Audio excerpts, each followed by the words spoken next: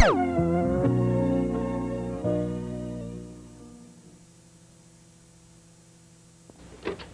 I wonder what's on this.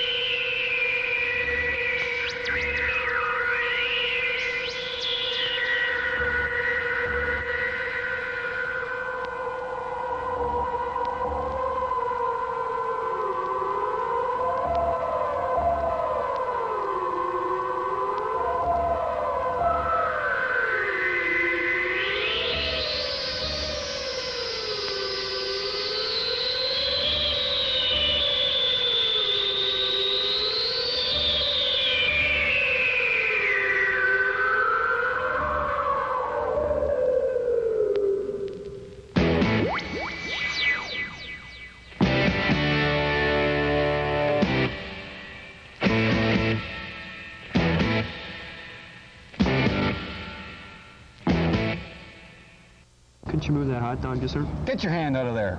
Oh, hi. Welcome to MONDO Cinema, Urban Barbecue Edition. Ian? Well, we thought we'd take you to yet another original place, so we've taken you to my back porch of my fine, humble abode. Humble is right. In downtown Halifax, by the way. Listen to that traffic. Anyways, I guess we should get the burgers going and move on to our first movie. What is our first movie?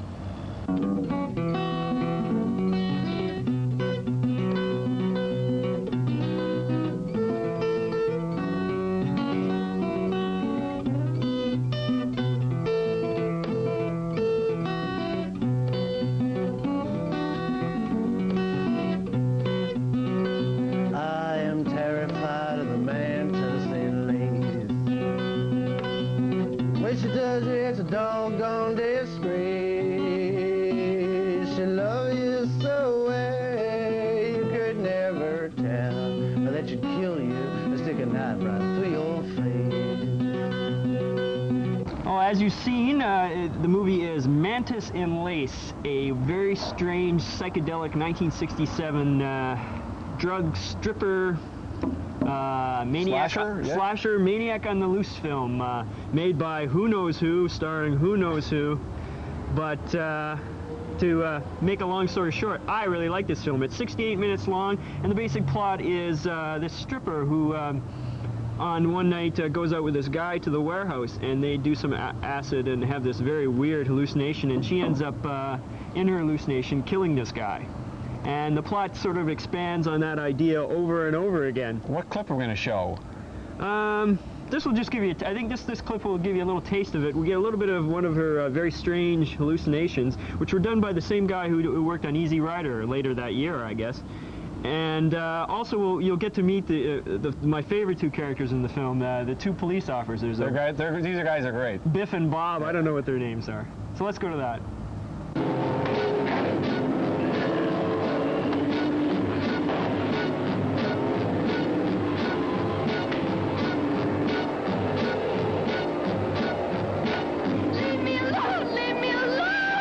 Leave you alone? Look, I've left you men alone for over a week. You haven't even come up with a single clue, much less a suspect. Look, Captain, give us another week, will you? We have the area staked out where we found the bodies. In a day or so, I know we can come up with some new evidence. In a day or so, someone else will be calling in about finding another chopped-up corpse. Yes. No interviews right now. Look, you guys know the papers are playing this up for all it's worth. We're going to be in for a lot of hell. Captain, I've got a hunch I think will pay off. What's that? Well, if you don't mind, sir, I'd rather not tell you about it right now until we try it. It's kind of an Irish superstition. But I think it will pay off. It better pay off. As you can see, hey, I love the dialogue in this movie. 1968. 67? 67, 68, right in that genre. Set in San Francisco, amidst the hippie palaces, head shops, go-go palaces. 68 minutes long, so this sucker is either been cut down a lot or an expanded porno movie. I don't know what Normally it is. we wouldn't even have reviewed this because it's not a new film, but I read about it and rented it and thought it was just so strange and bizarre, and it's just like a wonderful film to just like sit down and have a few beers with the guys or the girls and watch. It's just it's just a great piece of nostalgia, and it's a lot of fun too. It's what's really fun about this movie is the dialogue. The dialogue is priceless. A lot of "What's your bag, man?" Go man, go man, wild. hey babe. The dialogue, as Ian said, the cops are great. The guy's right in a dragnet, these two fellas. What do you have them for supper, Fred? As they look at a dismembered body. But I'm going out with the little woman tonight. What's really good about this movie is the really superfluous use of stripping in this movie. It's set in a strip club, so I guess that's pretty obvious, but do they really need to spend like shot after shot after shot after shot ogling the bodies of these strippers? I guess they do. It's only 68 minutes long. I mean, that's what I like about it. Part of the charm of this film is that it just lays it on the line. It's sleazy and it knows it, and it's playing for a very specific audience, as it were. And not only that, this is one of those films, you always hear about these films that are so bad they're good. Now, very few of the really bad films are good to watch. Yeah. You get bored with them. This one is like 68 minutes long, and it's so bad it is good. It is good. This was made, I believe, as a head movie in 67, 68. They have little things in there to mix your mind up if you're taking illegal chemicals. But if you're not taking illegal chemicals, the little things just kind of add to the offbeat charm of this movie, and I think you'll like it. If you can get it for $2, it's very difficult to find. Well, we found one at Jumbo, and there's a couple others around. Yeah, a couple others in Metro. So if you can find it, pick it up. A lot of movies you'll spend a lot more money on. Yeah. You won't get anywhere near the enjoyment of this one. So now we're going to take our burgers inside and move on to our second film.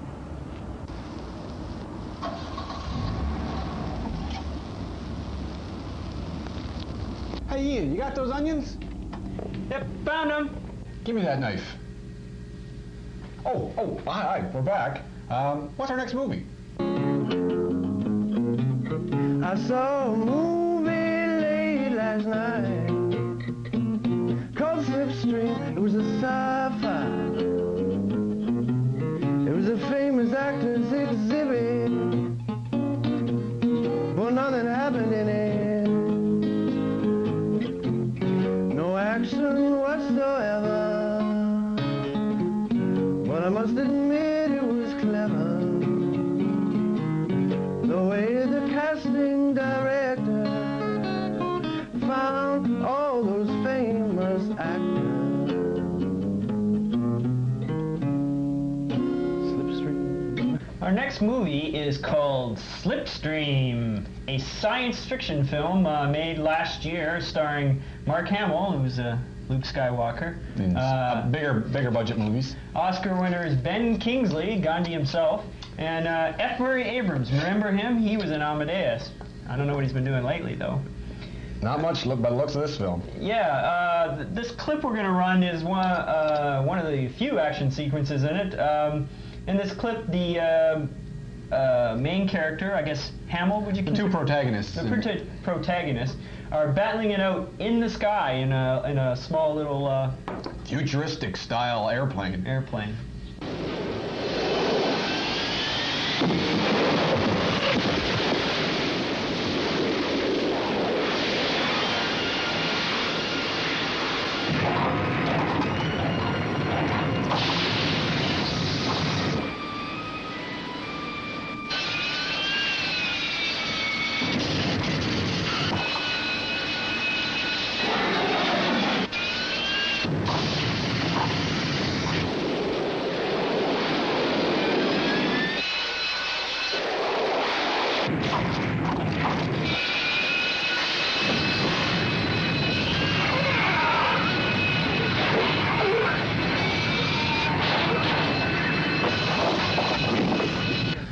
If you looked at this little clip, you'd think, whoa, this looks like an exciting movie. But you'd be wrong.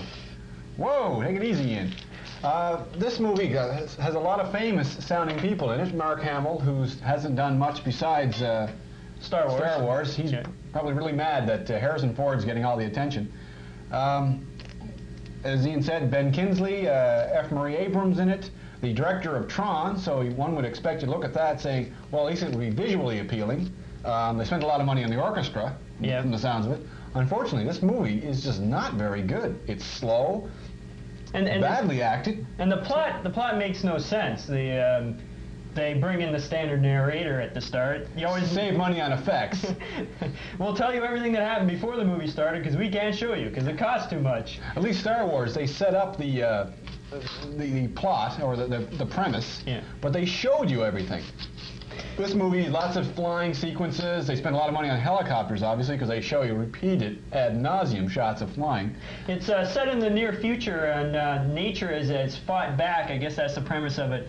And all mankind has been divided up into little colonies, and the only way they're linked together is by the Slipstream, which is sort of this wind that's supposedly... Wind that circles the globe, devastating everything.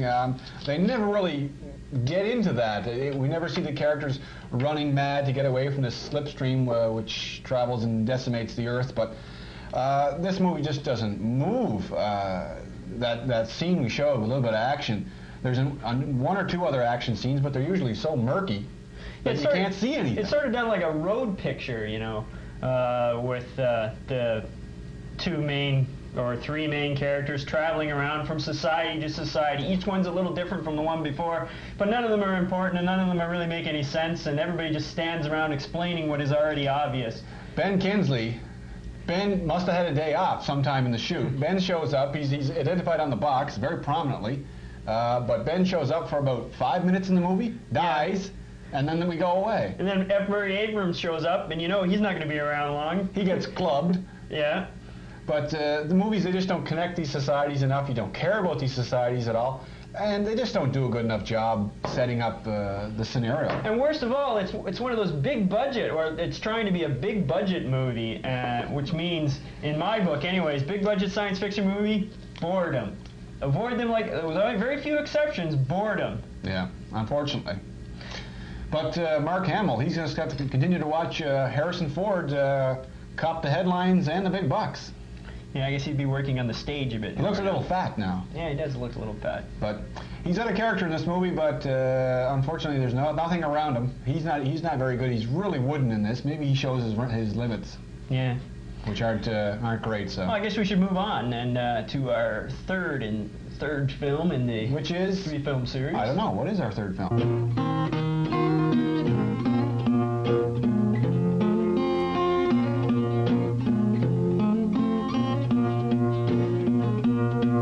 I'd advise you to be prudent. They're crazy and they're mutant. Quarantine anyone who's seen. Quarantine anyone who is seen. Quarantine.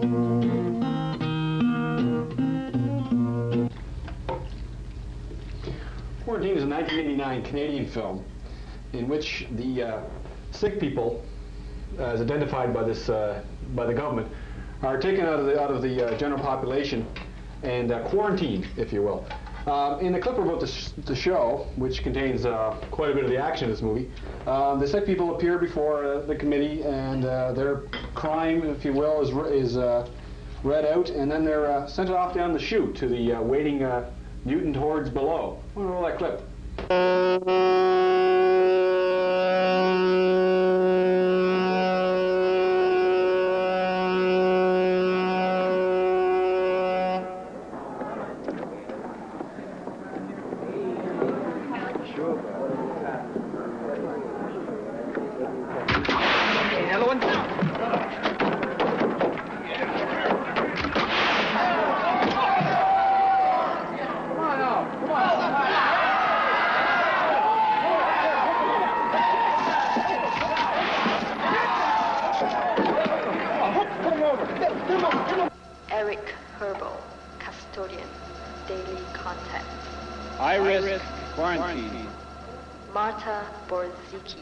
Receptionist. Daily contact. High risk quarantine. John Kazmar. administrator.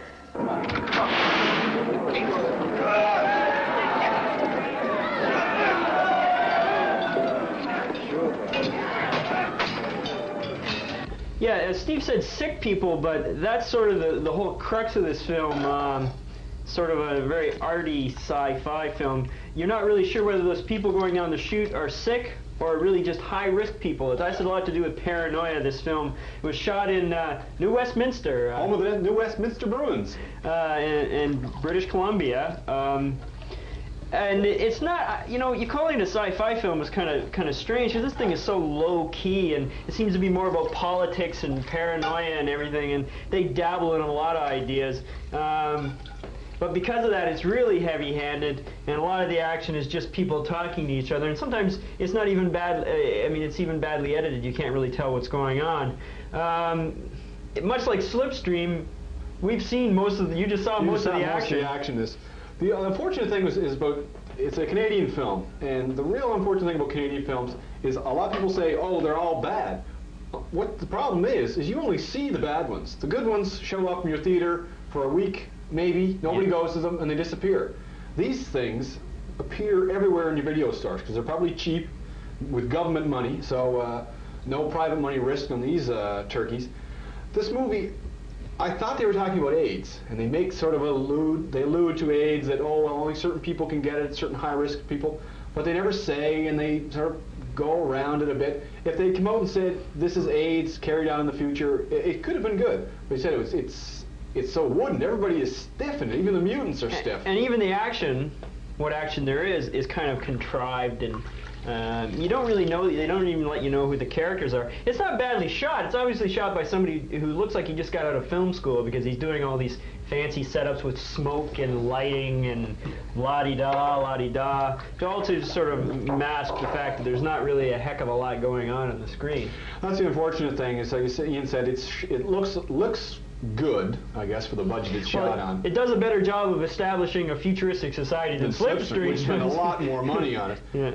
Unfortunately, quarantine just doesn't travel you along that, just doesn't drag you along that route that you have to go along, and the stunts and special effects, what's there, just are not convincing. It was so stilted at times. I kept thinking I was watching a foreign film. I kept looking to see if their voices were matching. Yeah, it's unfortunate, because again, this drags down people's opinion of Canadian film. And but look, of Jesus of Montreal, you never know it's made in the same country. Yeah, I know Telefilm gave them money. Yeah, so these people will just say, we're making a film, we're going to employ some Canadian actors, although you don't see the usual problem with Canadian movies is people get turned off and they see all these commercial hacks.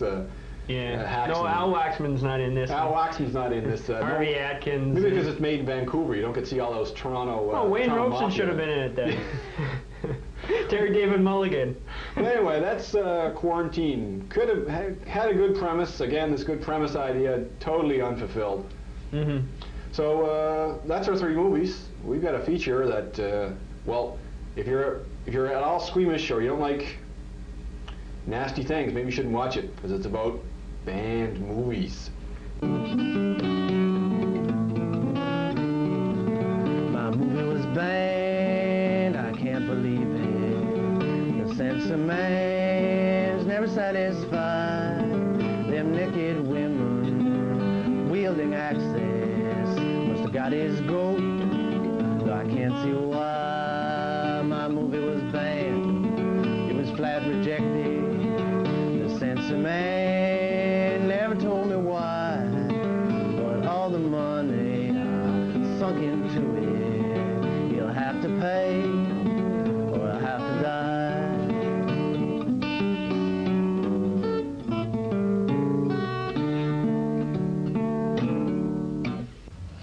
See this movie? You can't. Not in Nova Scotia. This movie, MONDO, New York, was rejected last year by what the Department of Consumer Affairs calls the Amusements Regulation Division, which is just another sort of phrase for the censor board in Nova Scotia. Not nice to call it that, though. No, and not nice to say they're banned films. They're actually rejected films. Yeah. Yes, we have one of those in Nova Scotia, believe it or not, and it's made up of volunteers between 20 and 25, it kind of varies, who sit down and watch the films, and they range in age between 35 and 65. Good cross-section of The only real criteria is that they have the day free. Be narrow-minded. Be narrow-minded, and that they have the day free. That's sort of the bad stuff, but the good stuff is they don't cut films in Nova Scotia. No, they just ban them out or reject them outright. Yeah. And therefore, and they don't reject that many. There's only 215 on the list of a possible about 50,000, I believe. There's been about 40 added in the last year, though, which is a bad sign. And, well, tell a bit about what's on the list there, Steve. Well, what's on the list largely is made up of adult films, predictably. Movies like titles 18 and Anxious, The Erotic Adventures of Lolita, Awesome with Trinity Loren, and Awesome with Heather Wayne. Both movies that they say you shouldn't see. Ladies in Lace Party with the infamous Tracy Lords, who's now starring in movies you can watch. Oh, yeah. Like I said, most of the list is made up of adult films. I find it difficult to understand why movies like this are banned and the sort of flood of adult films that's in virtually every video store you go to is allowed, and what differentiates the two. What is banned anyway? What shouldn't... What can't you show? Well, they have a list. Now, they have it set down on the list, what you can and can't show. And although, before I read this list, I should say that they don't always go by this list. They're more interested in violence against women, violence against children. But they do have this down, and I'll read this to you. It's quite an amusing piece of literature here. The board may prohibit the exhibition, sale, lease, rental, exchange, or distribution of a film in Nova Scotia where the film contains a graphic or prolonged scene of violence, torture, crime, cruelty, horror, or human degradation.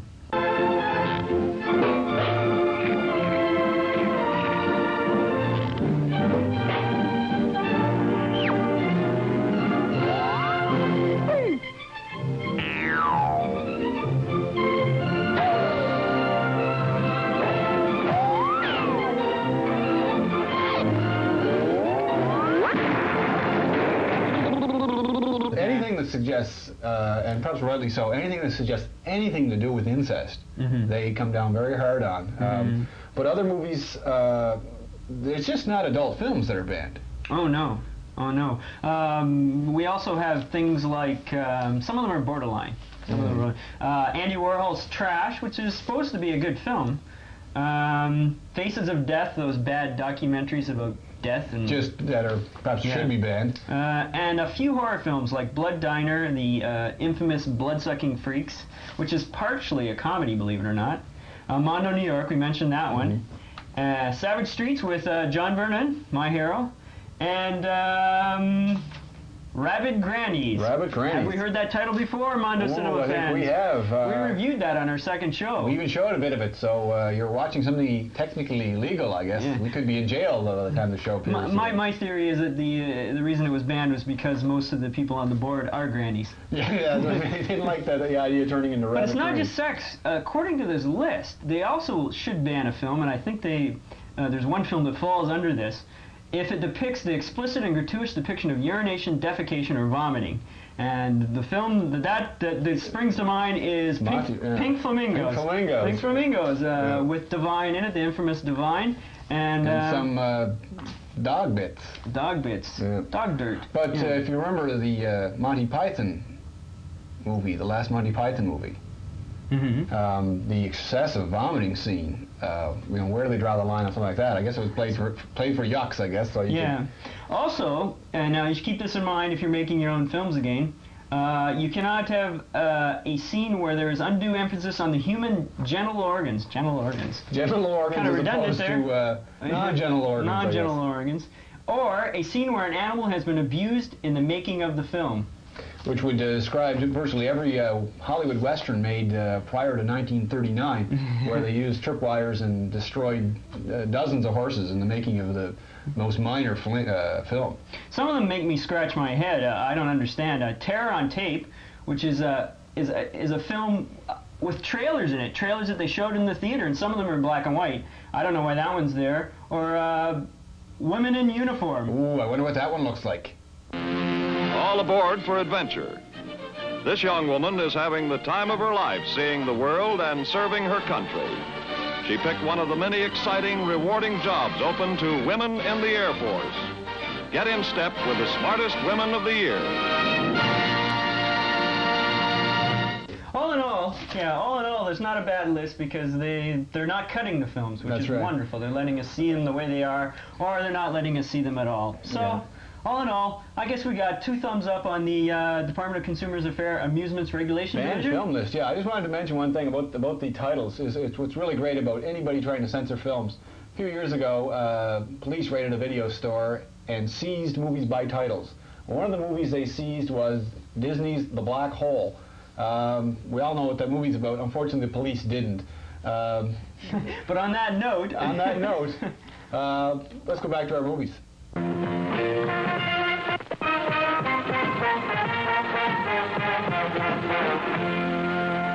Coming up on Pay TV this month, in fact, April 27th, we got a movie called The Horror Show. Sort of another play on the Maniac on the Loose with a little bit of invention.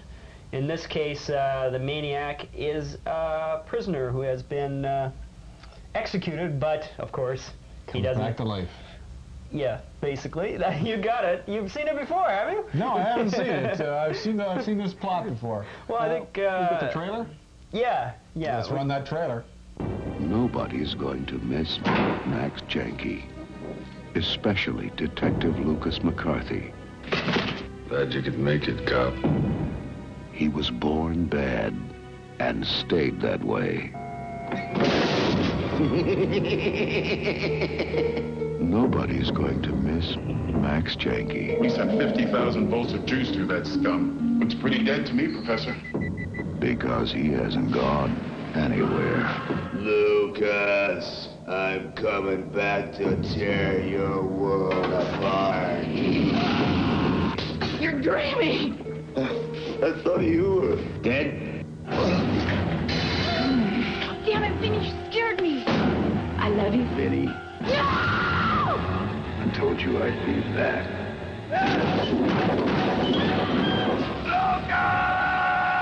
If you thought Freddy was a howl... Funny thing happened to me on the way to the studio today. and Jason was a scream... I got a present for you. Wait till you meet Max. Not even close. He's a cut above the rest. The Horror Show. This is just the beginning. Anyway, let's wrap up our 3 movies. First movie was... Mantis in Lace. Ooh, I like this one. As a time capsule more than anything. Everybody who liked this? Hands up. Ooh, 2 enthusiastic hands up. 2 enthusiastic hands up. Our next movie was Slipstream, a 1989 movie starring Mark Hamill of Star Wars fame, along with a bunch of other people who were famous at one time, but have slipped a bit. Yeah.